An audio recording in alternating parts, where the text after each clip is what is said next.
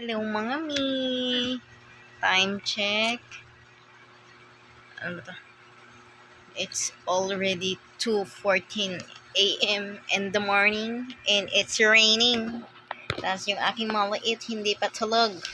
Kaganina kapiming alas 12 gising.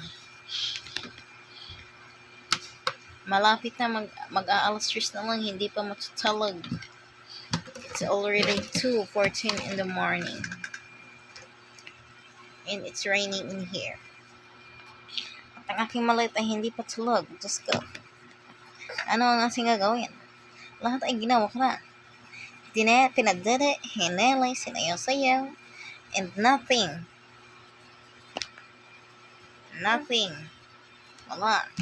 Walang effect sa kanya. Hindi pa rin makatulog.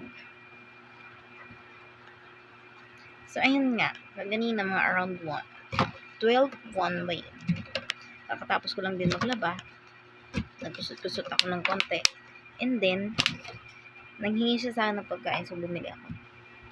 Kumain naman siya. Yun, yung akala ko matutulog na siya, kasi busog na. Hindi pa pala. Nagpahinga lang saglit, tapos maya-maya, laro. Yan ang ginagawa niya. Laro lang siya ng laro. Walang pakialam sa mundo. Di ba, bata? Uy, bata. Uy. Higda sa ba? Nasa istorya si mama. Isa ta oras matulog.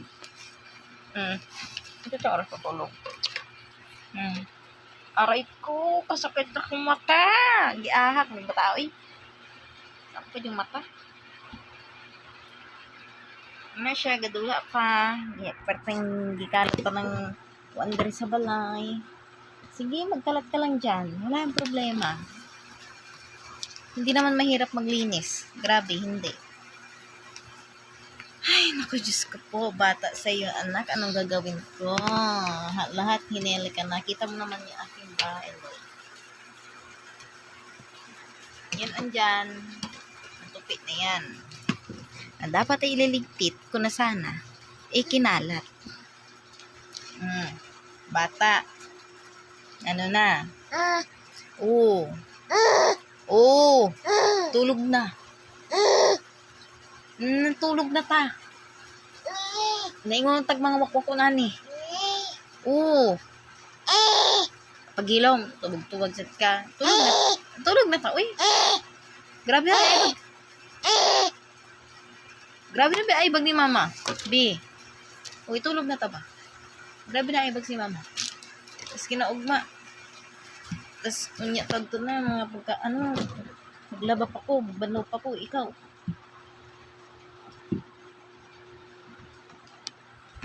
Unya lisod na kay mo lihok di og bilar. Kay kakoy kay laos ka na ko version di ang wa gid giahak ang trabaho ana. Na siya ka-active. Wala tayong magawa dyan, Mima. Sabi nga nila, hayaan mong mapagod yung bata kasi matutulog din yan pag pagod. Tingnan mo ba naman ilang hours na siyang naglalaro. Hindi pa rin napapagod. Siyempre, kaya nga hindi tumataba yun kahit anong gawing vitamins kasi nga sobrang likot tapos kulang-kulang sa tulog.